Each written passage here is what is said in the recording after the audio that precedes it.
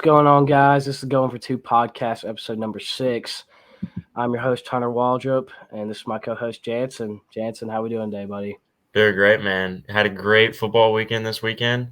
Had a lot of good games on the slate. Had a lot of close games that we'll get to here in a little bit. But, man, life's great right now. Got college football started up. Everything's going great. So, Yeah, football's definitely helped me through the weekend and is awesome, and I'm so glad it's back. It almost feels like life is going back to normal with football back. I could not be yes. more excited. We had an awesome week 1, full of surprises for teams that we didn't know were going to be as good, that they showed up being pretty good, and teams that, well, we thought were going to be good, and they might not be as good as we thought. Yeah. But I'm excited.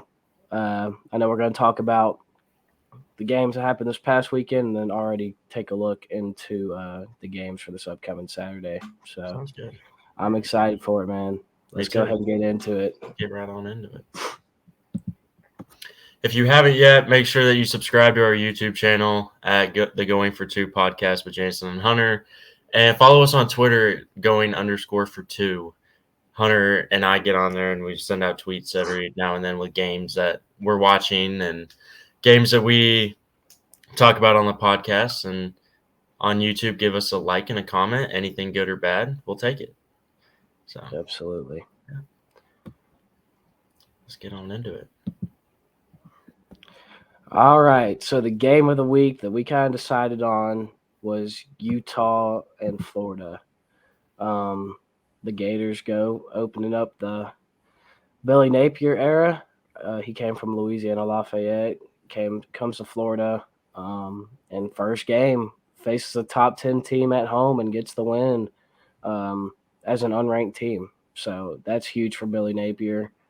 I'm shocked at how, I don't know, Utah. I think what I figured out was, yes, I was worried about them going into the swamp and going to the south and traveling across the country and getting that humidity built up. And I think by the time they figured it out and their bodies finally got adjusted, it was just too late. Yeah. It seemed like every time Utah got a little bit of momentum going, Florida just came right back. And I think that at the end of the day, that's what killed them. I think Utah still should have won this game. I think Utah is the more physical team. I think they have more depth, but kudos to Billy Napier and that Florida staff. And, Anthony Richardson, I mean, he put on a heck of a show. He looked amazing. He did look good. Yeah.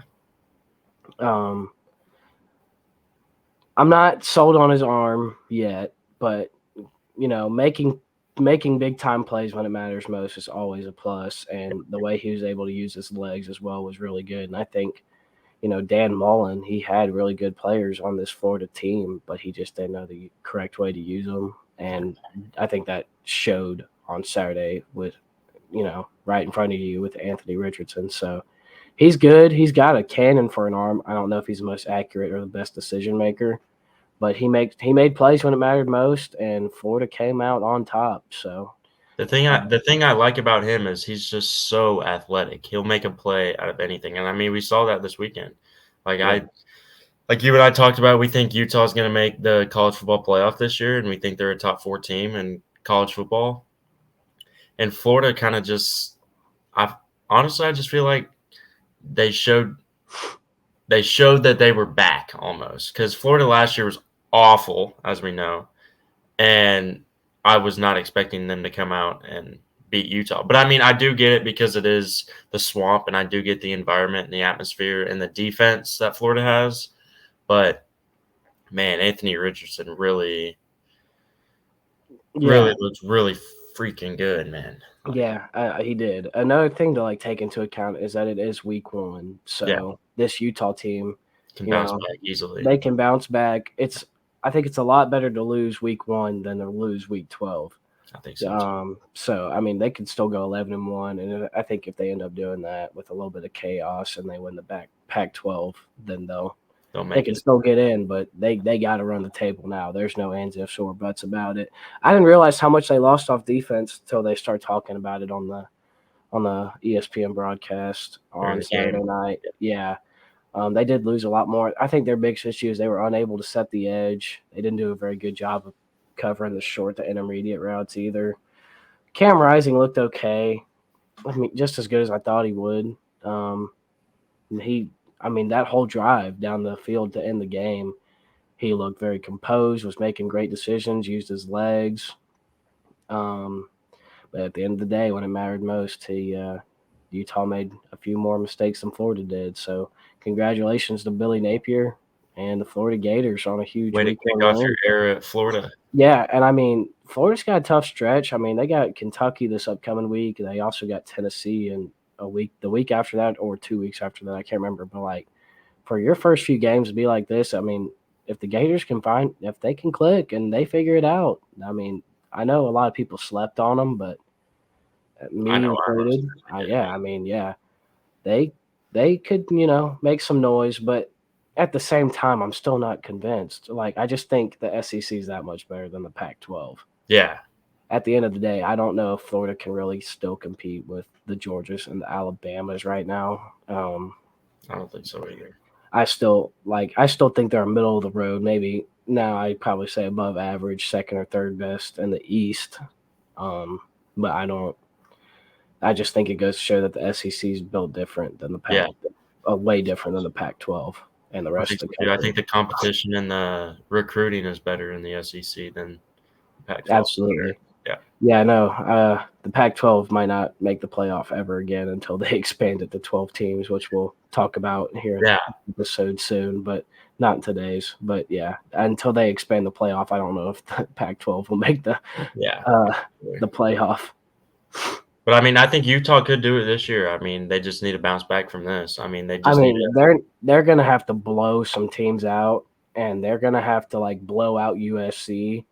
They're going to have to blow out Oregon, which we saw. Which I think can happen after this weekend. Yeah. Yeah. They're going to have to make some huge statement wins, and they have no room to slip up, which is good for them. I mean, now their season's on the line. I mean, last year they started off 1-2, and I mean, if they wouldn't have done that, they would have made the playoffs. So maybe they gotta have to learn to win early. They can't wait. So, but absolutely. Yeah, enough on this. We can just go into the rest of the week one games. I'll let you kick it off. You said last episode that Pitt and West Virginia was the game that you were most forward to looking to. So, I mean, it was classic. Tell me, and it lived up to the hype. I mean, JT Daniels versus Keaton Slovis, I thought West Virginia was just going to come out and put the work on these guys. But, I mean, from my point of view, I thought West Virginia played really good.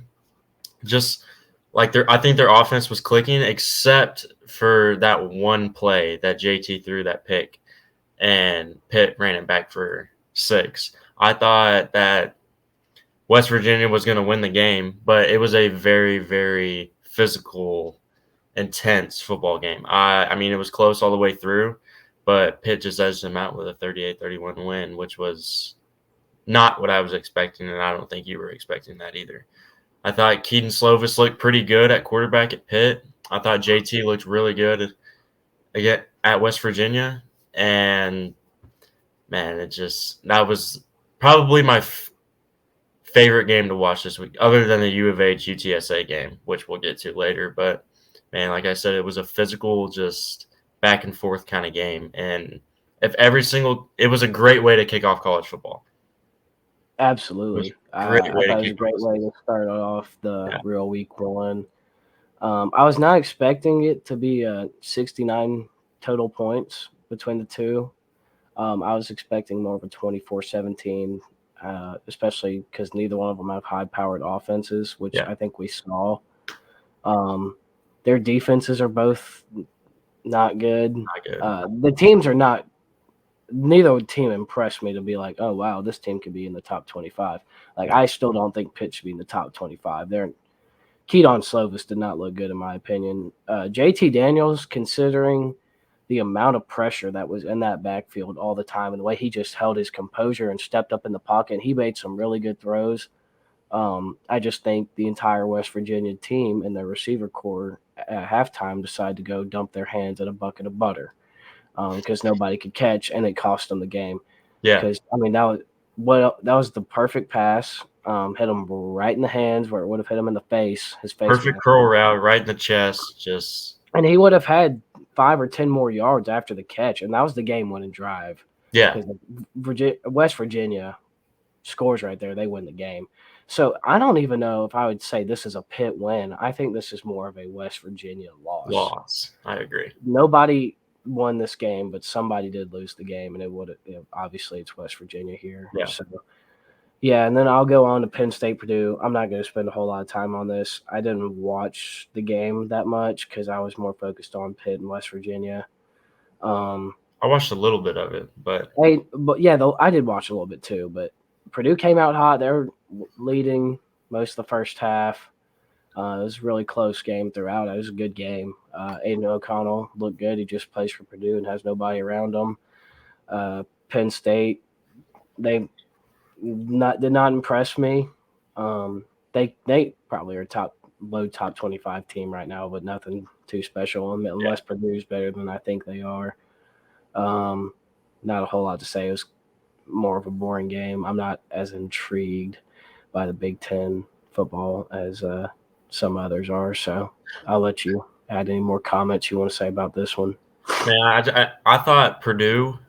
I thought Purdue was going to win the game, and for a while it looked like they were going to, and then Penn State came back. Like I said, I didn't really watch much of this game because I was watching the West Virginia Pitt game, but the bits and pieces that I watched, it looked like a very, very, very competitive back and forth kind of game. Yeah. Just like the West Virginia Pitt did. Yeah, no, it did. It Yeah. just didn't receive as much hype because Nah. everybody was tuned in to West Virginia Pitt. And Pitt, yeah. Yeah. No, I ain't got a whole lot more to say on that because I might need to see a bigger sample size from both of those teams before I really make a decision. But I felt like I can make a decision off Pitt and West Virginia. So, Oh, me too. Yeah. but yeah, that's it for the Thursday night games. Oh, baby. Let me just take care of this one real quick. The number 3 team in the land, the defending, reigning national champion Georgia Bulldogs, rolled into Mercedes-Benz Stadium in Atlanta and absolutely mollywopped the floor with the Oregon Ducks. I was there. I got to see it firsthand. It was awesome. Stetson Bennett, remember the name. I mean, if he can play like that every single game, dude, it's going to be scary. Oh, yeah. Offense can play like that every single game. They don't need the type of defense they had last year to win games. And we saw that. And they don't have that defense they had from last year. We saw that.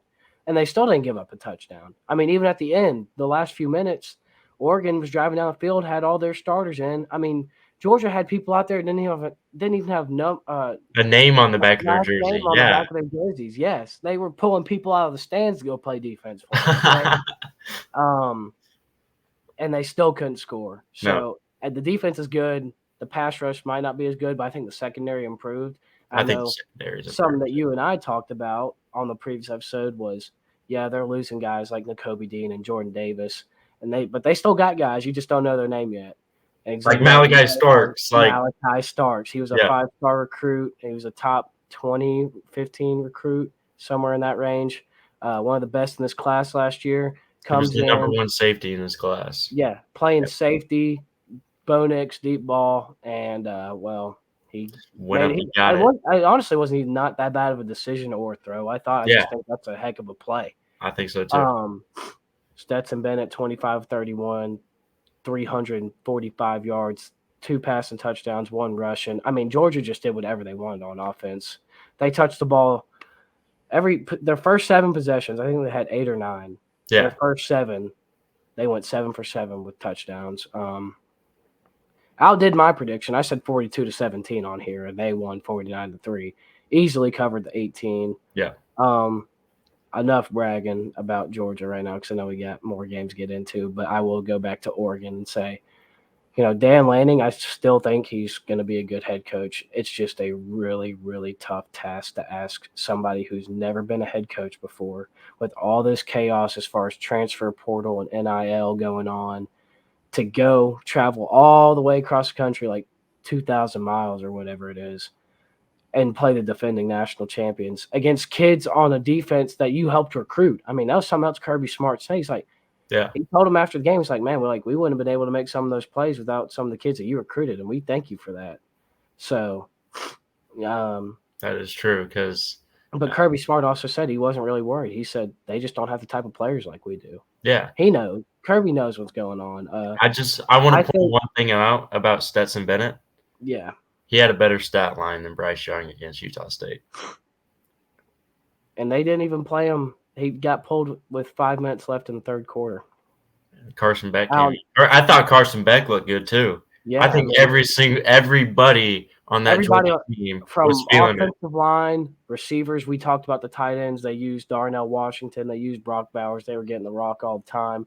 Sprinkle in a little A.D. Mitchell, a little Kenny McIntosh out of the backfield, and you just got a recipe for disaster. Yeah, Ladd McConkey was going. Ladd McConkey. I mean, there's just a lot of playmakers out there that just they showed what's up.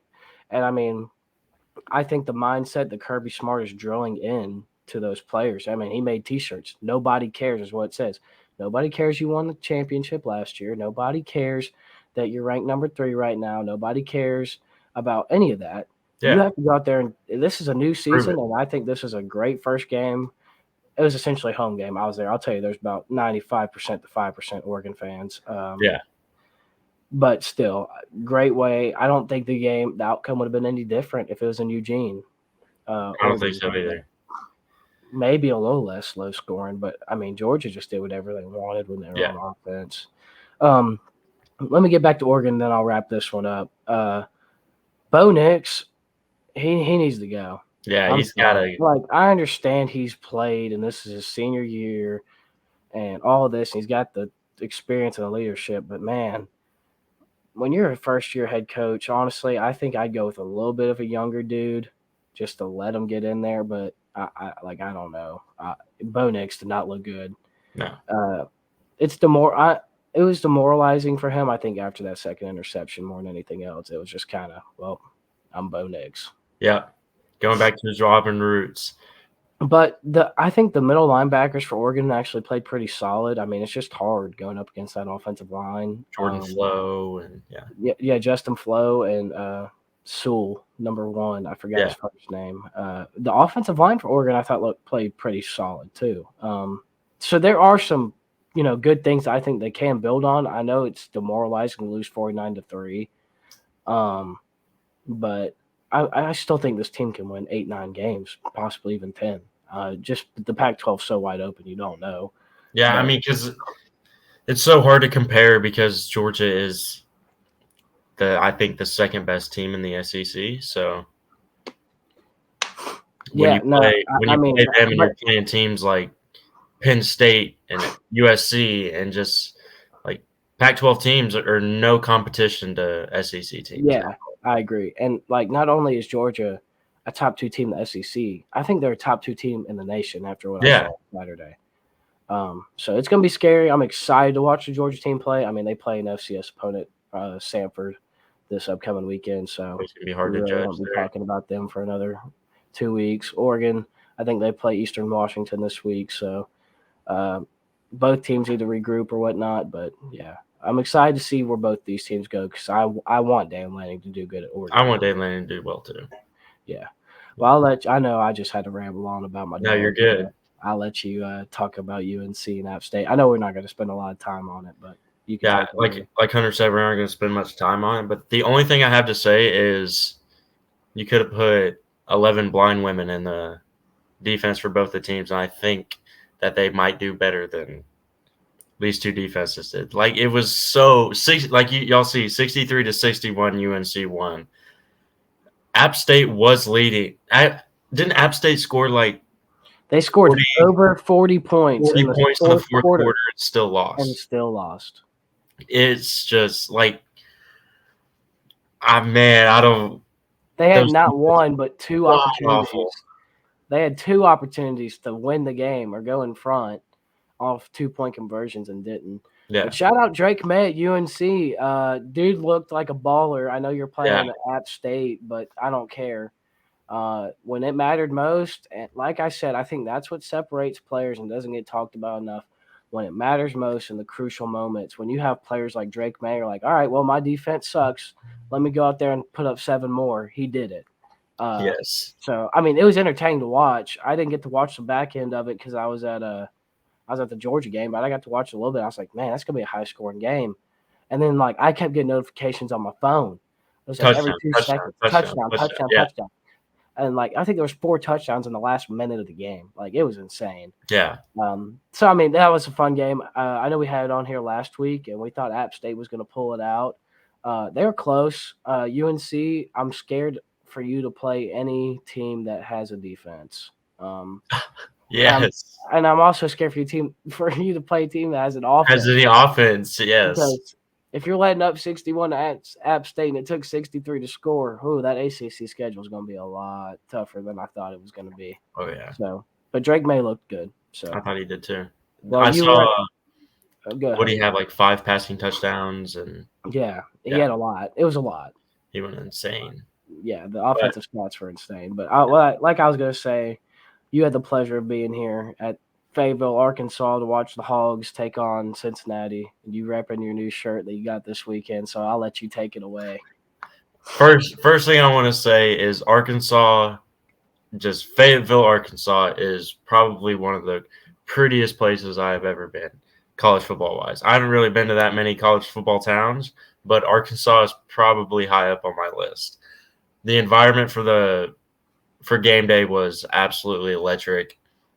The whole Woo Pig Suey thing was calling the pigs was fun. And I don't know, it's just like it's an SEC football town, and it was great. Like, I mean, I went to school in College Station for a little bit, and it just compared nothing to College Station. But enough about the town. Let's talk about football. The thing with Arkansas that I realized was their secondary and their defense is terrible. They allowed so many blown coverages and like they had so many slip tackles, and they just looked, I wouldn't say god awful, but they looked sloppy. Bad. There is definitely room for improvement on that defense. And Cincinnati, their quarterback does not do anything for me. I don't think he's going to be good for them at all. I don't think they're going to have anywhere near the kind of season that they have had past 2 years with Desmond Ridder there. I just don't see them having – I mean, I can see them having an above-average season, but I wouldn't be surprised if they have a losing record because that quarterback is just – and they don't really have that many playmakers on offense. I know that's a bold take. They kept it close with an SEC team, Jance. Don't forget that. I know, but I don't think Arkansas played to their best potential. Like, I mean, it was 14-0 going into halftime. It was 14-0 going into halftime, and then Cincinnati came out and scored, and then Arkansas fumbled the ball, and Cincy scored again, and it was tied. And then from there, Arkansas ran away with it.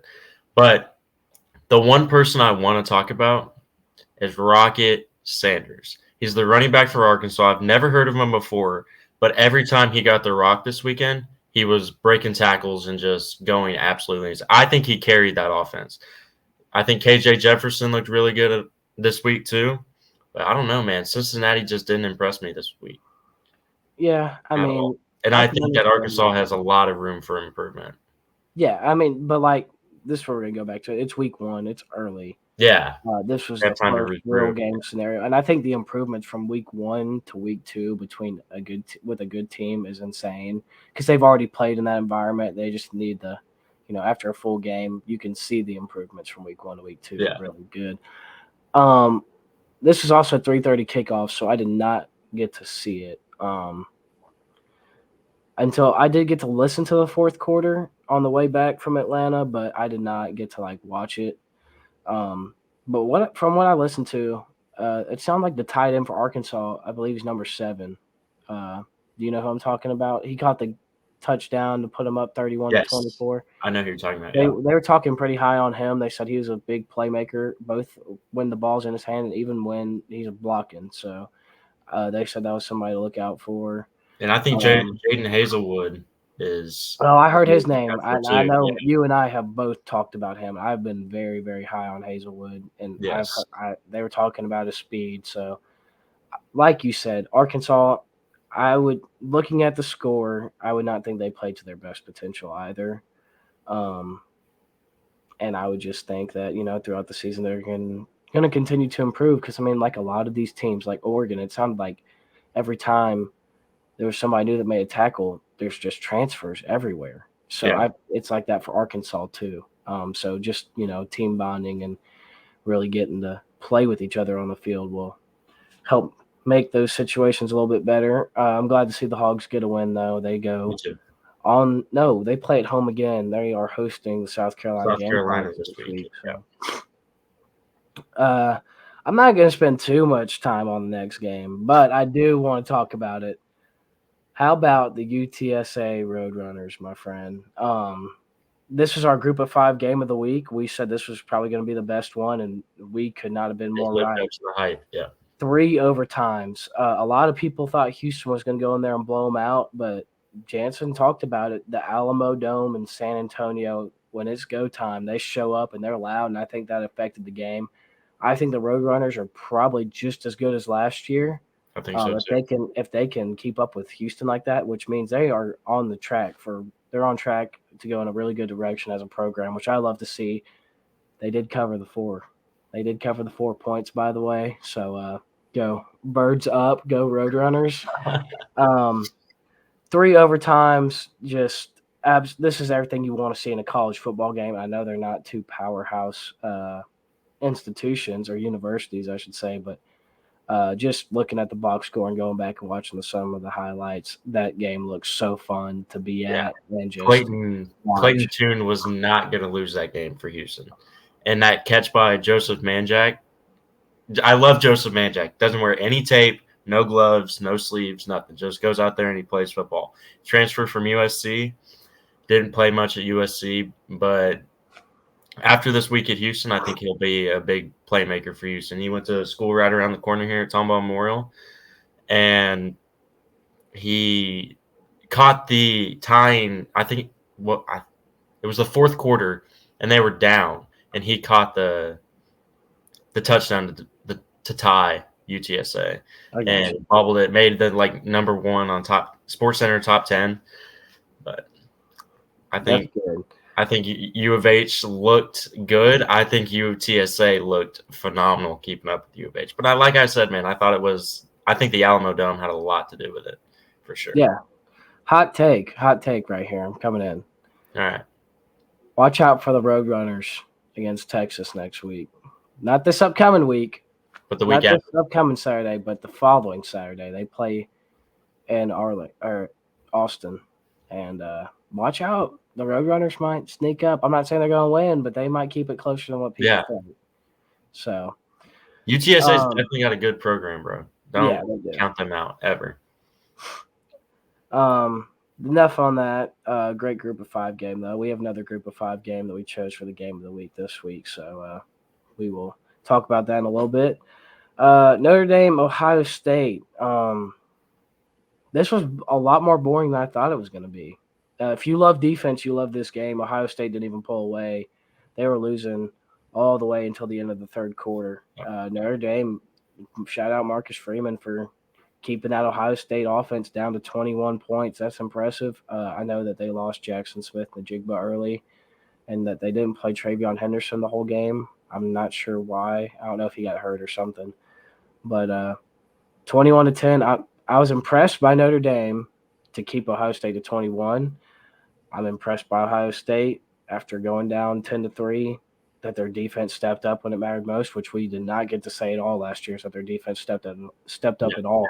But their defense stepped up when their offense was struggling, and they made the plays when it mattered most, only kept that Notre Dame offense to 10 after they came out and scored.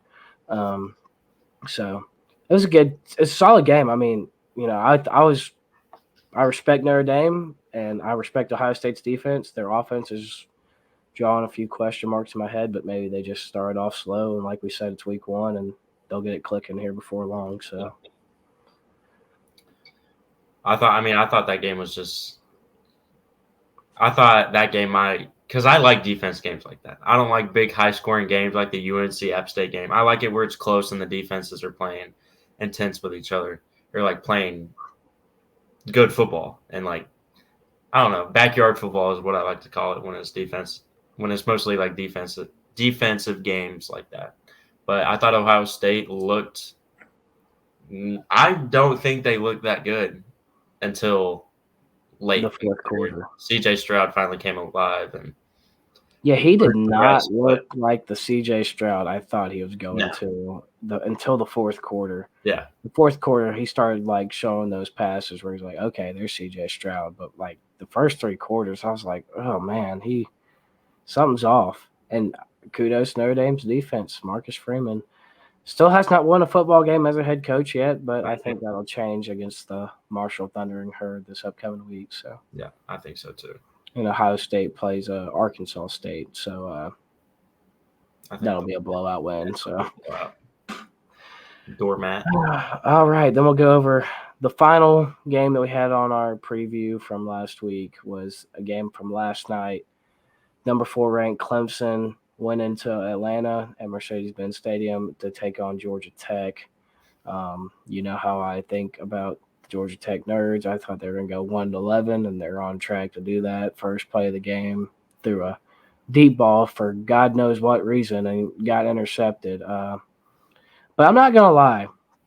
Until the fourth quarter, Clemson did not impress me. No. This game was way closer than it should have been going into halftime. I think it was 17-10 or 13-10. Yeah, I thought it was like 14-10, but Yeah, maybe it was something like that. It was way too close than it should have been. yeah, Clemson's offensive line still sucks. Like there's just no other way to put it. I'm not even going to tell you that they're bad. They suck. Okay, they are not good. They are letting 2- and 1-star recruits get in the backfield constantly for Georgia Tech. Will Shipley had nowhere to run half the dang time. I will say, DJ, I know his completion percentage might not have been the highest, but there were some passes that definitely could have been caught by those wide receivers. oh yeah, I think he played a lot better than I thought he was going to, and I know a lot of the media is already, going to ride on Cade Klubnik because he came in that last drive, and don't get me wrong, the kid looked legit. He looked really good that last drive. yeah, he did. But DJ played good, I thought. I mean, with dealing with the play calls, he doesn't look as confident. I will say that. He does not look very confident every time he throws the ball. But there were some really good decisions that just – and balls that could have been caught that just weren't. And it wasn't because the Georgia Tech defender, made a great play. It was just Clemson's receiver just didn't either catch the ball or they usually just didn't catch the ball or they didn't, jump at the right time or something like that. But I thought DJ played solid. I'm not going to say he played amazing, but considering how bad you and I were hating on him, I think he played solid. But I would watch your back, son, because Cade Klubnik, he looks legit. The defense for Clemson, go ahead. You know what I said about Cade Klubnik. I think Clemson makes a good run this year, and Cade Klubnik leads them to potentially a playoff or not a playoff or potentially a New Year's 6 game. Yeah, for sure. But I don't know. It could happen. It could. After this week, I don't know. I know 41-10 is a blowout, but I don't think Clemson deserves that number 4 spot. I don't think they do either. I think that if I choose between Notre Dame and Clemson right now, I'm choosing Notre Dame by by 17 points. Like I don't think it'd be necessarily close. Yeah. And even with Clemson's defense, who you and I were high on, I'm still high on. I mean, they only held this Georgia Tech offense to 10 points, which honestly they should have held them to 0. Yeah. It sucks. Sorry. It's too easy for me. But that defensive line, the front 4 especially, they looked really good. The pass rush. I know I talked about Barrett Carter in the ACC preview. He's the outside linebacker. His name was getting called a lot, especially in the first half. He wears number 0. The safeties and the corners and some of the middle inside linebackers kind of giving me a little question marks, but overall the defense is solid. I think it could be a top 5 defense. Yeah. And I'm going to give them the benefit of the doubt. It's week 1. They, everybody's got stuff they got to work on. It's the first real game environment, going out there and all that jazz. So Clemson's good. They are good, but they are not top 5 good. No, I don't think so either. I think you should put Their special teams and those 2 block punts are the reason they put up 41 points, or else it would have been 24. I'm gonna go out on a limb here, and I'm gonna say I think Michigan deserves that number 4 spot right now. Michigan looked really good. They beat Michigan looked Colorado State like amazing. 61-10 or something. Yeah, they looked amazing. I'm just excited to see what JJ McCarthy is gonna do this week against Hawaii. Hawaii. Yeah, because I don't know, man. I like Cade McNamara, but I think JJ McCarthy. I'm a JJ fan because I mean my initials are JJ, so like why not be Team JJ? So Yeah, no, I mean, I think after watching it, I think that we'll talk about this real quick. Cade McNamara is not as good as JJ McCarthy, and I think JJ McCarthy will play really good. And I think he'll probably end up being the starter if I had to think he make will a too. decision. So but it's just hard because Cade led him to a playoff last year. yeah, but that was like we were talking about earlier, man. That was last year. So Yeah, New Year. yeah, and then we'll talk. I don't know. There's some other games like Alabama won 55-0 against Utah State. Will Anderson looked good. Bryce Young looked good. Not a whole lot to say. The offensive line's questionable as of right now, but Yeah, Saban will get it figured out. Not too worried about that. About Any other teams or games you think we need to talk about? I don't think so. I think we're good, man. We're good. Yeah. So it's time to get into week 2. Definitely not as much firepower, I'd say, but still some really good football games on the slate. Obviously, College Game Day is going to Austin, Texas, to watch the Tide go in there and absolutely Mollywop. the Texas Longhorns. Yes. Oh, speaking of Texas, I know they put up like, 55, 60 points. Quinn still didn't impress me that much. Yeah, no. He threw an interception before he threw a touchdown against Louisiana Monroe. What is he going to do against Bama is my question. But I mean, it was like his first game college-wise, so I will give him a little room. But just because he's a Longhorn, I'm not going to give him much. Let me just go ahead and tell you. I don't know what he's going to do during this game against Alabama. It's not going to be good. He's not going to look good. No. I'll tell you what he's going to do the next 10 weeks after, though. He's going to have nightmares about Dallas Turner and Will Anderson in his face all the time. Because that's exactly what's going to happen. They are not going to move the ball unless Bijan finds a way to run. If they move the ball, it'll have to be on the ground, I think. And Alabama is going to go in there, and they're going to easily cover the 20 points. They're going to roll. I mean, I think I got Bama covering the 20 easy. I think the line's already moved up to 22.5. If that tells you anything. So you got Bama as well. I'm right. I got Bama to cover against Texas. You're gonna give them the cover. I'm gonna give them the cover. Yeah. They win and they win by more than 20. So they win more than 20. All right. Me too. Go ahead and talk about game number 2 on here. So I think Tennessee plays Pitt, and it's in Pitt this week, right? Yeah. So they play in Pitt this week, and I think Tennessee covers the 6.5. I think Pitt's on their high horse coming home after beating. They're staying at home. I think they're sitting on their high horse after beating West Virginia, and this SEC team's going to come in and be like, okay, I know you're on your high horse just because you just beat West Virginia and whatnot, but we're the SEC. Like, we're an SEC team. Sit down. Like, they're going to show them what's up, and I think Tennessee covers the 6.5. Yeah.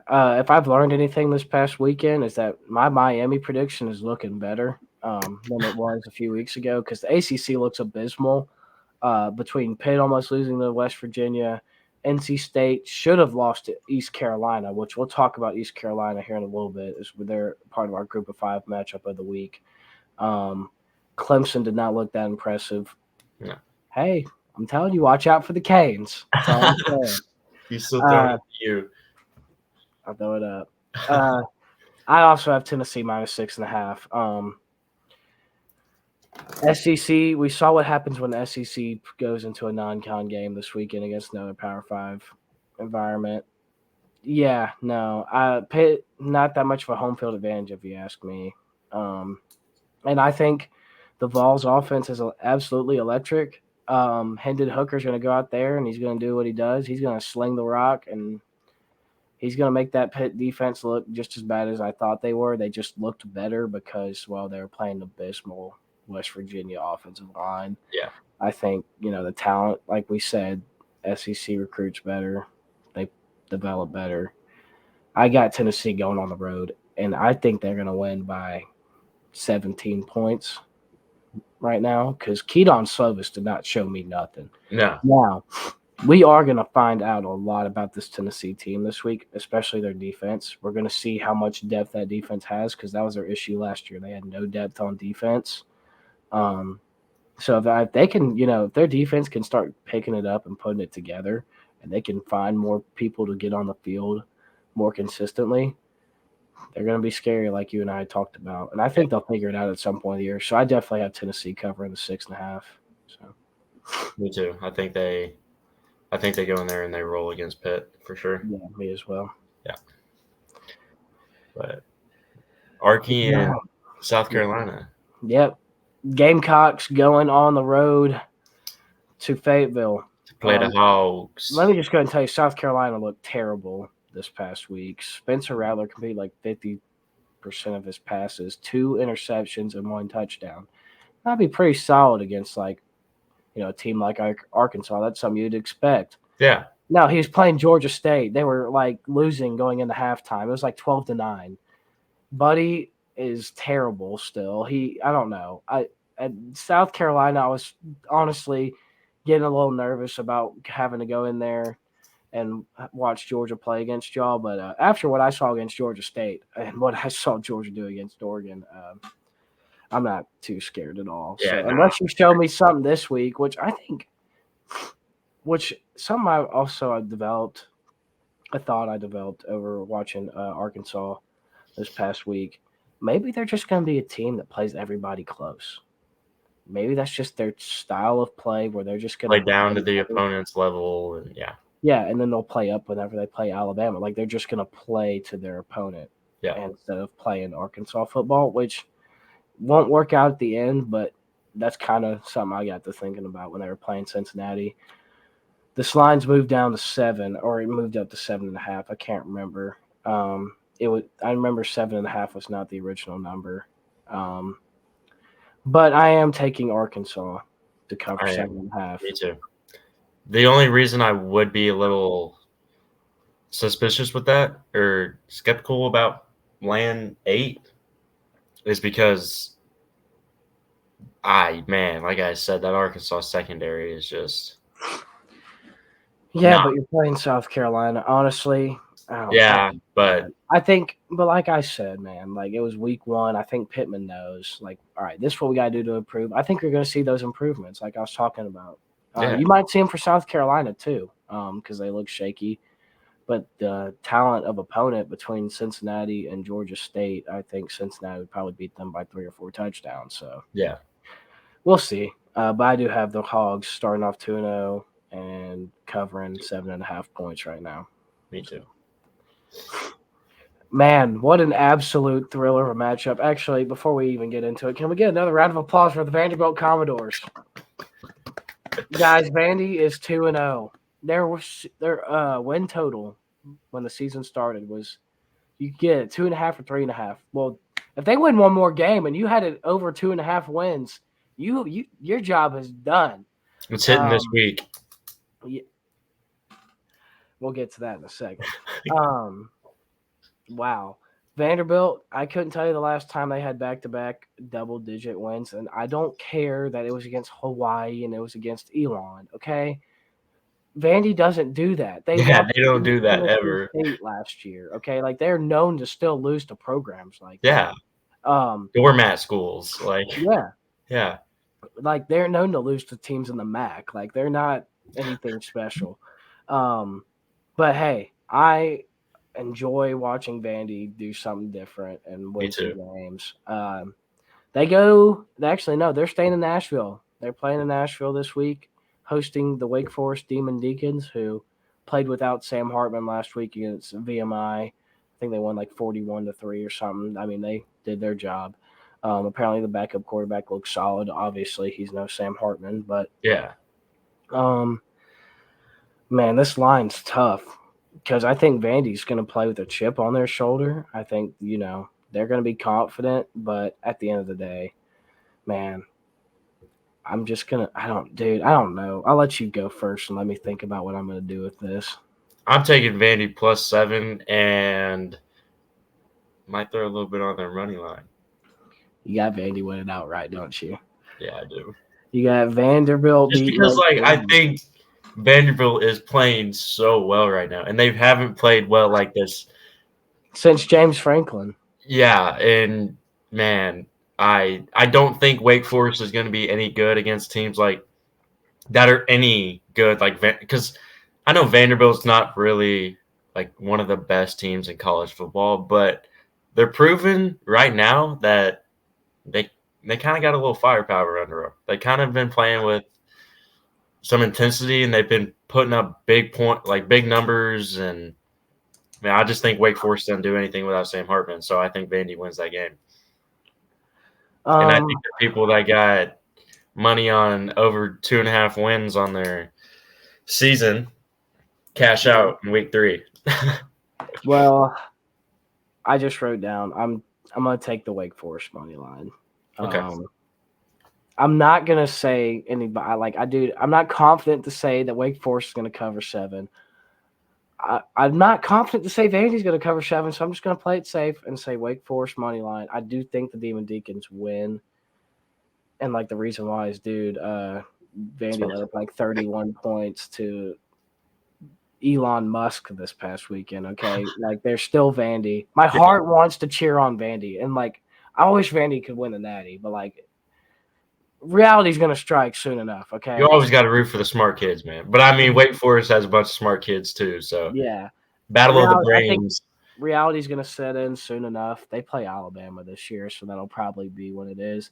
Yeah, I'm gonna take the Wake Forest money line, and I'm gonna take them to win the game this week against Vanderbilt. So here's a really enticing game. Kentucky, Florida. Florida used to run this rivalry, and they still, for the most part, do. I know Kentucky snuck in a few wins recently. Kentucky looked like hot doo-doo this past week in the first half. They were tied at 15 to 5 or 10 to 10 with Miami of Ohio, not Miami, Florida, the MAC school. They were tied with them at home going into halftime. That is abysmal. Then you had Florida, who welcomed a top 10 team and absolutely found a way to win. Mop the floor with them, yeah. Not mop the floor, but I was about to say it too, but I also had to think about it. They did get the win. Florida's riding on a high. Now, Kentucky did end up pulling away. I think they won 37 to 12 or something they covered the 15 points. Yeah. I don't know. Florida's 4.5-point favorites. It's in the swamp again. Man, I'm gonna let you choose first. I can't. No. Okay. I'll go first. I'm gonna take Kentucky +4.5. I'm not choosing a winner. If I had to lean on a winner, I'm taking Florida now. But I think Kentucky can cover 4.5 against Florida. You remember when I said on the first podcast how Kentucky was going to go 12-0 and win the? Oh yeah, these are your boys. The boys, your 12-0 boys, were tied with the MAC school at halftime, son. I know. That's why I kind of got. I'm gonna do a little double take, and I'm gonna go back. Florida wins this game, and they cover the 4.5. Already betraying. I'm already going against. Already going against your preseason prediction.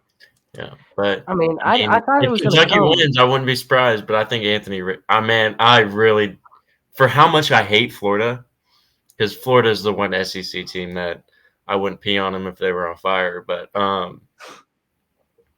Anthony Richardson really made me feel good about that Florida team this year. Yeah, he looked great. So. I knew you were going to bail on your Kentucky prediction some point during the season. I just didn't think it'd be week 2. No, yeah. But after they were tied with Miami of Ohio at half, I was kind of like, Mm, "What were you doing?" yeah. Yeah, That's going to be a really good game. I think so too. I think this might be the game of the week. I think that's it probably can be. Yeah. Definitely by far the best interconference matchup between two SEC opponents. I'm looking forward to that one. Me too. Here's a game I'm not looking forward to watching on my television set, so I probably won't. Your 7-3 winners, Iowa Hawkeyes. They're not. Why are they 3.5 favorites? Is my question. I don't know. Because they're Vegas not messed beating up right Iowa now. State.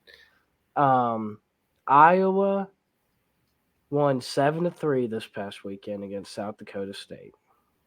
And they didn't even score a touchdown. They scored a field goal and they had 2 safeties. I think their quarterback had 140 yards total. And I know for a fact that his QBR was a whopping 1.1, the worst in the Big Ten. Yeah. Yeah, you put on a performance like that, I'm taking Iowa State money line all day. Yeah, me too. I am. Unless they just Get your hammer out. I couldn't tell you a single player on Iowa State's roster right now. I just know this is a very, highly touted rivalry. Yeah. But if you can't score a touchdown on South Dakota State, I don't care how good your defense is, you're going to find a way to lose it. Now, I'll go ahead and tell you right now, one of my picks of the week, under 42 points in this game. It's going to be a defensive matchup. Yeah, so I'm going to go with the Iowa State money line, though. Me too. And, yeah, I am too. I'm going to take their spread and their money line. Ooh, but this game right here. This game's going to be cool. And so I know we talked about at the first episode, we were going to talk a little bit about a group of 5 teams every week. And here we are. And we saw some of these group of 5 teams that are looking pretty solid. And ECU and Old Dominion, both should be 1-0, in my opinion. East Carolina played North Carolina State this past weekend in Greenville, North Carolina. They should be 1-0. You need to go to a frat house like Lane Kiffin and recruit a kicker, though. Because, man, sorry. No, that was pretty good. That was good. Yeah.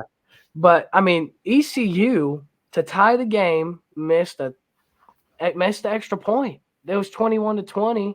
Yeah. And then they drive down the field. It was like a 35-yard field goal. Shank it right.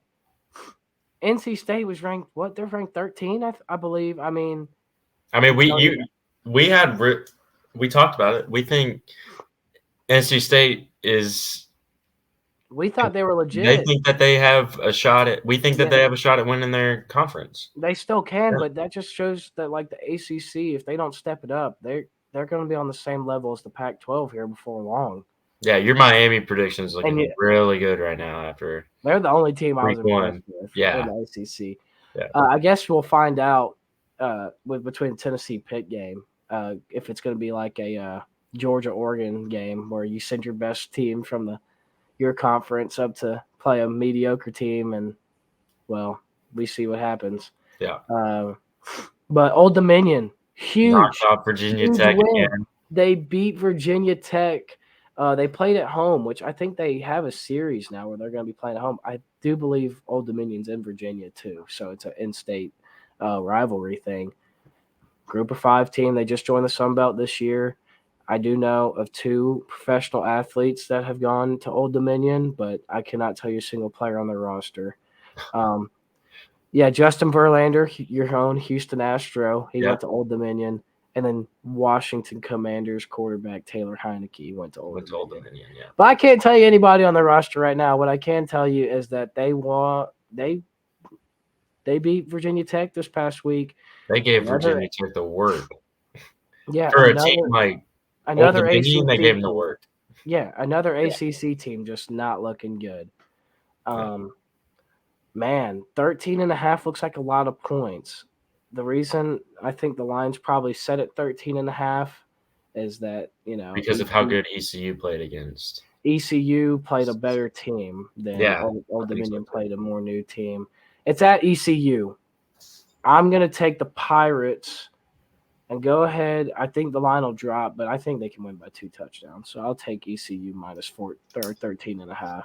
Okay, I'm gonna take Old Dominion plus 13.5. I think that Okay. they hold Now, their if this own. game was at Old Dominion, obviously the line wouldn't be that high, but I would Yeah, take.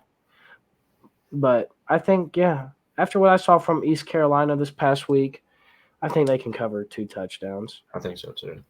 Well, nah, I don't think so. Sorry, I didn't mean to say that. I think Old Dominion can. I It can think Old happen. Dominion can cover 14. So They can. Yeah, no doubt. It's going to be a good game. It's going to be a really good game. I think so too. And then the last game we have on the slate is the defending Big 12 champion Baylor Bears. They played an FCS school this past week and put up like 66 points, Yeah, which you have not seen from Dave Aranda. He does not put up a lot of points, which so I don't care if you're playing FCS or not. The fact that he did it shows that he's willing to do it. Taking on the Cougs of BYU, Brigham Young. Brigham Young playing at home in Provo. They're 3-point favorites. I'm taking the Bears plus 3. me too. Actually, I think the Bears win outright. I think they went outright too. That's what I was. Because I didn't look at the last line that we had, and it was Baylor BYU, and then I see -3 next to BYU's name, and I was like Yeah. starstruck because I was When I not. saw that last night, I was like, there just ain't no way. Yeah, Vegas is out of their mind, trying to trick people. Yeah, I know. Squares. That was insane. But I don't know. I don't know why the line's like that. I know I'm not saying BYU's not good. I understand they're ranked. I understand they're playing at home. I understand that a lot of people think that they can run the table this year. But man, Baylor, Dave Aranda, I don't know. I really thought Blake Shapen played really good quarterback this past week. I did too. I did too. I don't know. Unless Vegas knows something that we don't, which they did last year. I remember Iowa was 3-point dogs, and when they were ranked they're ranked number 2, or they were in the top 5 or something. They were playing Wisconsin, unranked Wisconsin, and they were 3-point underdogs. And I was like, what? And then Wisconsin beat them. Wisconsin beat the brakes off of them. Yeah. So, but I don't know. I think it's a totally different situation. I think so too.